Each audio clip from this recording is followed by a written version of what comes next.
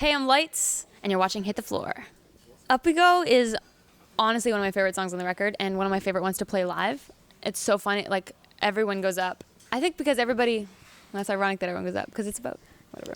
But I think everybody has felt that at a time where, you know, you just feel like everything's at the bottom. And at that point, it can only get better. Everyone's kind of been at that place. And I wrote the song when I was in that place.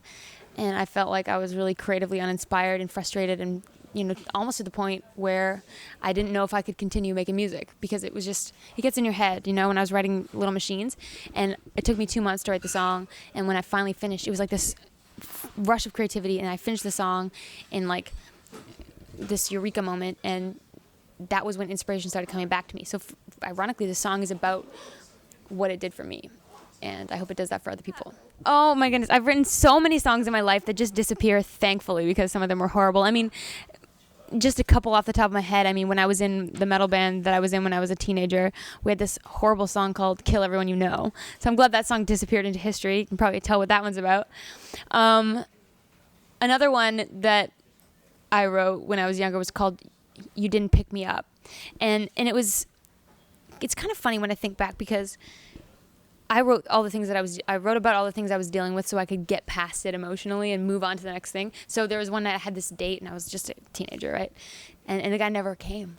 He stood me up, literally never came, never talked to me. And I was so mad that someone would do that to me. So I wrote this song called You Didn't Pick Me Up, and it was just kind of a hate song. And it actually was really cathartic and helped me move past it. And the song was pretty good, but I don't know what happened to it. It disappeared. But it's just a series of those songs. I wrote a song called A Song for Your Pillow, which was a song for my parents after we got in a really big fight. And it was this like really emo poem song thing. But I have loads of songs like that where I'm just writing about a really literal circumstance just for the sake of getting it out of my system so I don't have to bottle it up, because bottling things up is really, really bad for you. She loves expressing herself through sound, and I don't know if that's because it's in her blood or if that's just what everyone wants to do, because let's be real, music is the best way to express anything, and when you're young and you don't have the ability to say words, making noise is the best way to do it. So everything that you have the opportunity to hit, like drums and keyboards, she's all about it.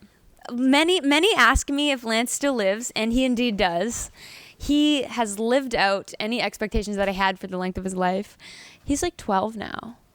My dad takes care of him when I'm on tour. And that's saying a lot because my dad doesn't really like insects or arachnids. And he only eats live crickets. So it requires like going to the pet store once a week and picking up live crickets. But he's in good hands. He's just, you know, very little action. Stanley loves to like suck on earlobes. It's weird. But he's the best cat in the world, and I'm considering making merch with Stanley on it so that people can wear him without the cruelty element. Well, for the fans, I love them all so much. Like, it's been such an amazing journey, and I've kind of sat back recently and thought about the past 6 years of my career and how supportive everyone's been, and how I still see the same faces that I saw 6 years ago, still recognize their names, and I watch them grow up, and I watch them go through things and become the people they're becoming, and it's the most inspiring thing for me, and it inspires me to keep going even when it gets hard for me.